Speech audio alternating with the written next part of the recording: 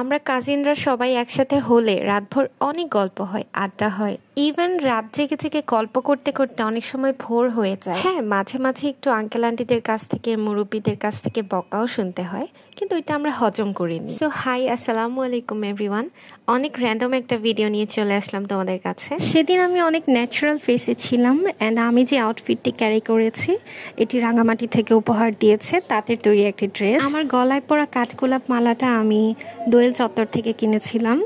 যেহেতু সামার চলছিল তাই আমি একটু লেমনেড ট্রাই করতে করতে বেলকনিতে চলে গিয়েছিলাম। অ্যান্ড হ্যাঁ, এইটা হচ্ছে সেই শান্তির জায়গা যার জন্য আমি অ্যাকচুয়ালি ব্লগটা শেয়ার করছি তোমাদের সাথে। আমাদের ব্যালকনির একদম কর্নারে একটু বড় সাইজের জারের মধ্যে আমরা কিছু অ্যাকুয়ারিয়ামের মাছ রেখেছি, স্টোনস অ্যান্ড কিছু ওয়াটার প্ল্যান্টস রেখেছি যেন একটু ওয়াইল্ড ভাইব আসে।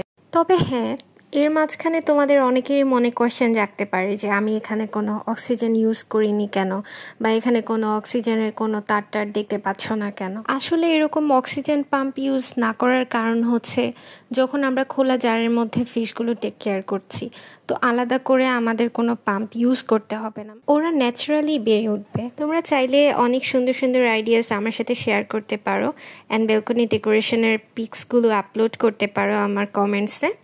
সো আজকে এ পর্যন্তই। Till then take care. আসসালামু আলাইকুম। আল্লাহ হাফেজ।